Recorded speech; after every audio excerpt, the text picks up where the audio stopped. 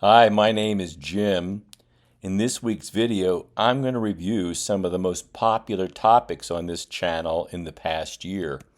In this video, I'll be updating 2023's top topics: I-bonds, waiting for 70, and new retirement. Stay tuned.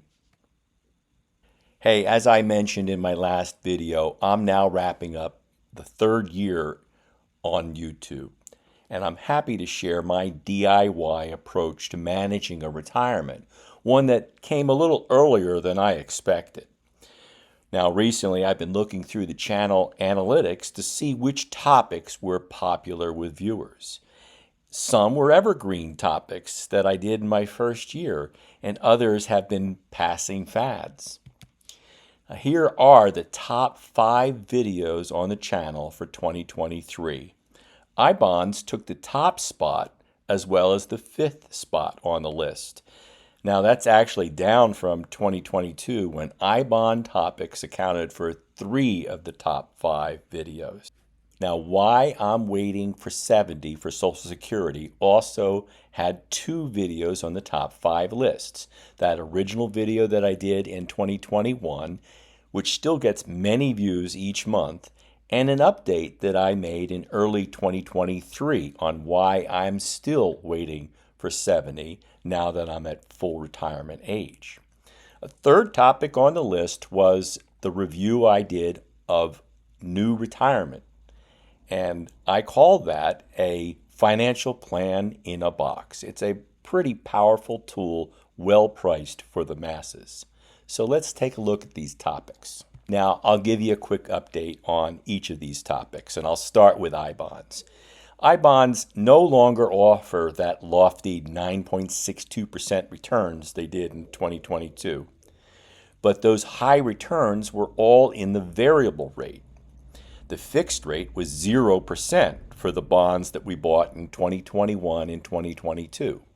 And so it made sense to redeem those bonds as soon as we started receiving lower variable rates.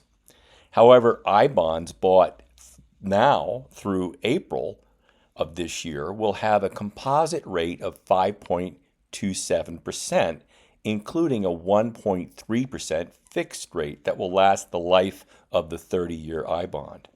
And now that may change the calculation, but it's still too soon to tell. Now here's a clear way of seeing the difference redeeming I-bonds has made to my portfolio. In January 2023, I-bonds made up 24% of bucket 1 assets, and that's the time bucket for the next 3 years. My wife and I had used the gift strategy to double our allotment of I-bonds in 2022. So we each bought one for ourselves and one as a gift bond to exchange with each other. That was when those variable rates were very high. Now, I classified an existing 2003 I-bond with a high fixed rate and had been held for a long time as a bucket 2 assets, and it was among the 7% of assets in that time bucket. In January 2024, after redeeming the last of our gift bonds, we now hold no I-bonds in bucket 1. And that remaining 2003 I-bond and some smaller gift bonds account for just 5% of bucket 2 assets. Now, the latest reading of inflation came in on Thursday from the Bureau of Labor Statistics, which releases the Consumer Price Index for Urban Workers, or CPI-U. Now, it was up a little bit in December to 3.4% year over year, and that was up from 3.1% in November, and that was higher than many expected. Now, the core CPI, which excludes food and energy, notched down a little bit to 3.9% from 4%, but that was less than expected. The Fed likes to talk about green shoots in the economy, but I'm worried about these blue sparks of inflation. Have we really got it under control? Now, I've showed this spreadsheet that I use to track the CPI-U readings and what the next inflation factor for I bonds might be in May.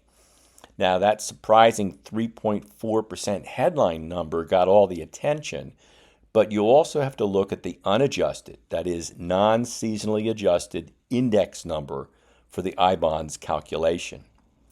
And after I plug those numbers into this spreadsheet, if the trend from the last 3 months were to continue for the next 3 months, we could be looking at a 0% composite rate for the second 6 months of an I bond purchased in April. That would mean a 2.68% return for the first 12 months of a bond. Now, I'll wait until April to see if I will go ahead and buy that I bond. I'll need to see an improvement in what it might earn in the second 6 months. The fixed rate of 1.3% makes this a very compelling inflation protection tool for bucket 2, but I'll just clearly have to wait until April to see if I want to add it to my mix. Hey, before I go on to the next 2 topics, please like and subscribe to this channel if you like entertaining ideas from a DIY retiree. I also wanted to update my views on Social Security and why I continue to wait for 70. Now, I get a lot of comments about this, including those that say that's foolish. Many people die before they're 70. They'll never collect. But married couples with a lower earner who will count on spousal and survivor benefits clearly benefit by the higher earner waiting until 70. And that's my strategy. If you're single, the math might be different. If you have a government pension, the math might be different. But in many cases, waiting will give any Social Security recipient a higher benefit later in their retirement, which will receive an annual cost of living adjustment, which will be bigger because your benefit is bigger. So that is a powerful reason to wait if you can afford to wait. Now, if you're single, you might decide to take your benefit at your full retirement age, which is 66 in several months, or if you're born 1960 and later, 67. And that's because if you take it before then, your benefits will be cut and you'll have a lot of strings about how much you can earn without it being affected again. So there are clearly some strings that you'll have to unravel to see if claiming early makes sense for you. But if you need the money or if you have health reasons, that will also factor into your decision. It's not my case. In my case, I'm pursuing the strategy to wait for 70 because of the higher survivor benefit for my wife. The last topic I wanted to update is NewRetirement. The third most popular video last year was the review that I did of the website. It's a powerful tool for DIY retirees. In addition to that video, though, I did a few more on NewRetirement, on how to use it to plan Roth conversions and how to make that claiming decision on Social Security. And I urge you to take a look at those videos. I'll put links below.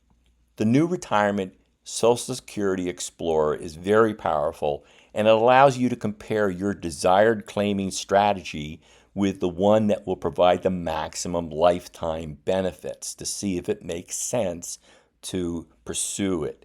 And you can change that desired claiming strategy right there on that screen to update the view. And the neat thing about this tool is that it's available at the free basic level as well as the Planner Plus level that costs $120 a year. And by the way, if you need advice-only financial planning, they did raise the fee to $1,500 a year for that level of service. But it does offer a free discovery session to see if that's the right decision for you. Now, I'll add, I am a customer of NewRetirement at the Planner Plus level, and I'm not paid to offer this suggestion to you. I'm just sharing what's worked for me in my DIY retirement to help you plan for yours.